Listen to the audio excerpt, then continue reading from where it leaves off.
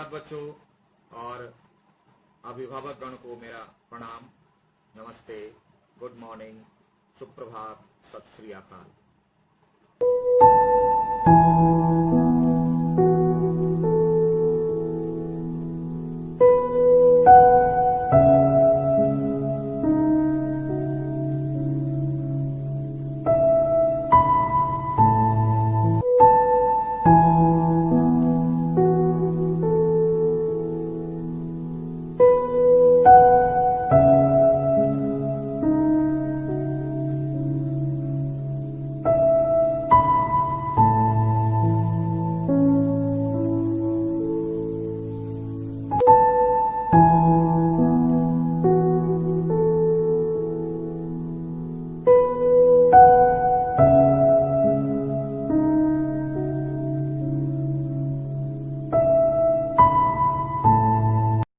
चलिए बच्चों, निकालिए कक्षा 8 के लिए व्याकरण, और आज हम लोग पढ़ेंगे संधि। क्या पढ़ेंगे? संधि। तो चलिए पेज नंबर आप निकाल लीजिए। लेसन नंबर है आपका 5, लेसन नंबर 5, पेज नंबर 38। ठीक है। का यानी जो नए शब्द बनते हैं उसका नाम रख दिया जाता है। अब इसको समझने के लिए थोड़ा सा एक एग्जाम्पल ले लिए। आलू से बनी हुई चीजें, बहुत सारी चीजें बनती है,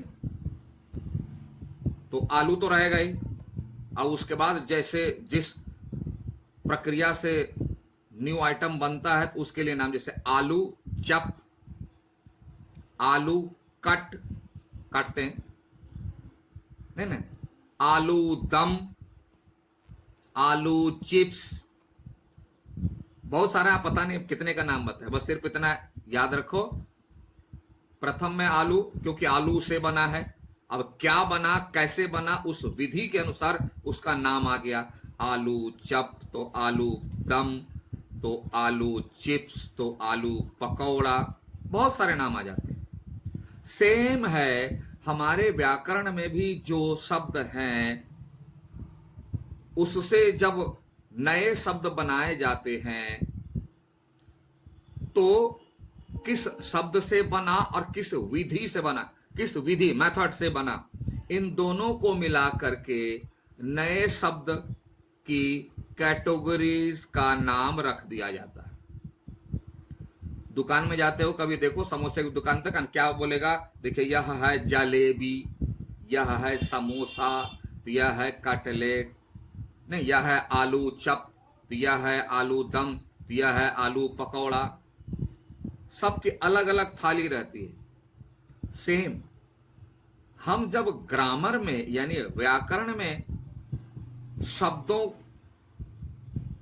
को मिलाकर जब नए शब्द बनाते हैं तो इस नए बने शब्द को किस कैटेगरीज में रखेंगे, तो किस विधि से बने हैं शब्द और किस से बने हैं, किस शब्द से बने हैं और किस विधि से बने, दोनों मिलाकर के उस कैटेगरीज में रख दिया जाता है कि ये शब्द ये है। तो इन दो कैटेगरी में आज हम लोग पढ़ेंगे संधि और समास। यह संधि है, संधि वाला शब्द है, यह समास वाला शब्द है। ये क्या है? संधि और समास क्या है? दो नए शब्दों से बना एक अन्य विधि, यानी दो नए शब्द किसी खास विधि से जब बनते हैं तो एक विधि से बना उसको बोल दिया संधि, और दूसरी विधि से बनते उसको बोलते हैं समास। तो यह विधि कौन सी है हम लोग आज चर्चा करेंगे। तो इसको पहले लेते हैं संधि। फिर से याद दिला दे, ध्यान रखना, हमारे पास बहुत सारे शब्द हैं, तो शब्द को हम कैसे, एक से दो शब्द, इसको मिला करके, तो कुछ शब्दों को लेकर के हम नए शब्द बनाते हैं जिसको कहते हैं शब्द निर्माण। तो किन किन प्रकार के शब्दों को लेते हैं और कैसे मिलाते हैं, देखना कैसे मिलाते हैं तो क्या बन जाता है, इसी आधार पर बहुत सारे शब्दों की कैटेगरीज बन जाती है, जिसमें ये दो भी हैं, संधि और समास। तो हम लोग आज संधि देखेंगे। तो संधि शब्द का अर्थ होता है मिलन, मिलना, मिलना, है ना। तो ऊपर वाले किताब की परिभाषा पर आज एक बार पढ़ के सुना समझा देते हैं। संधि एक ध्वन्यात्मक प्रक्रिया, ध्वन्यात्मक मतलब साउंड वाली, जिसमें ध्वनि आती है, आवाज। अगर मैं आवाज स्पष्ट ना बोलूं आप नहीं समझ पाओगे, है ना। तो समझने के लिए साफ आवाज चाहिए और सुनने के लिए कान भी साफ चाहिए और समझने के लिए दिमाग भी साफ चाहिए, तब बातें साफ होती है, स्पष्ट होती है। तो संधि क्या है, एक ध्वन्यात्मक प्रक्रिया। पहले बता, प्रक्रिया मतलब प्रोसेस, मेथड, विधि। तो ये साउंड को मिलाने वाली विधि है। किसको मिलाती है संधि? साउंड, ध्यान देना, किसको मिलाती है? साउंड को, आवाज को। आवाज यानी दो आवाज, दो साउंड मिलता है, दो ध्वनियां मिलती है। तो मिलती है तो मिलने दीजिए, तो नहीं मिलती है तो होता क्या है अभी पढ़ेंगे। तो इसलिए संधि एक ध्वन्यात्मक प्रक्रिया है। इसमें दो ध्वनियां यानी दो साउंड अर्थात दो वर्णों का मेल है। साउंड को जब हम लिखते हैं तो वही तो वर्ण कहलाता है। लिख दिए, आ क लिख दिए, तो वही जो साउंड निकलता है उसको हम किसी खास ढंग से, तरीके से लिखते हैं तो वही तो वर्ण कहलाता है।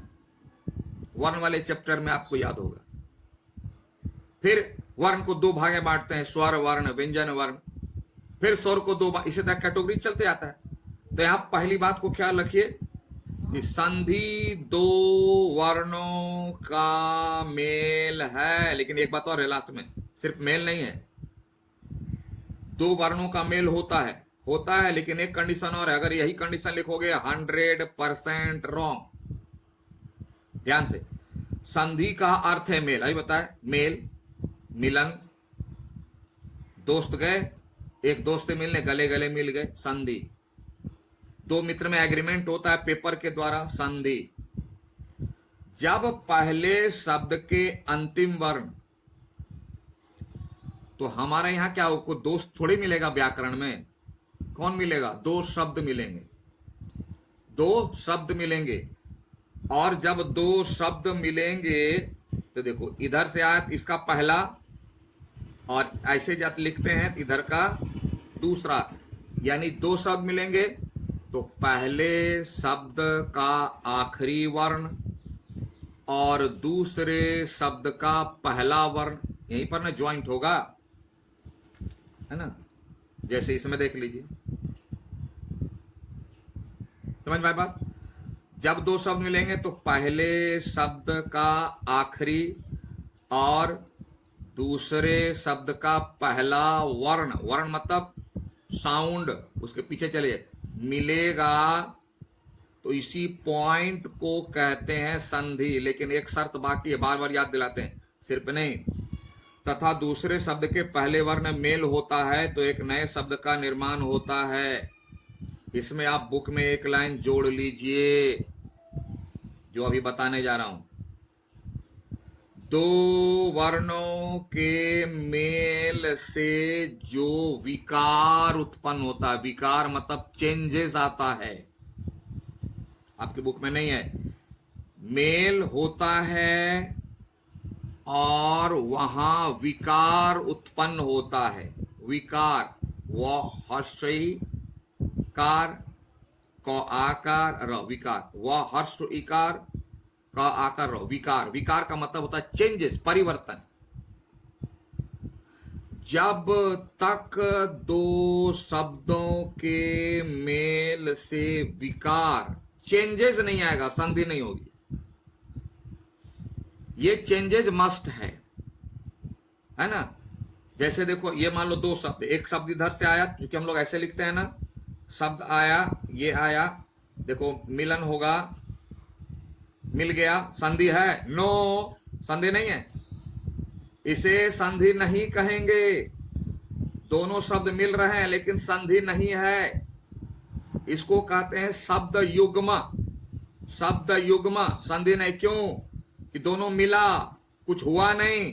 अब देखिए संधि, दो शब्द आ रहे हैं, आए आए आए आए, ये क्या हो गया? चेंज हो गया, स्ट्रेट नहीं है, चेंज हो गया। तो ये चेंज हुआ तब संधि होगी, चेंज नहीं है संधि नहीं है, ध्यान रखना।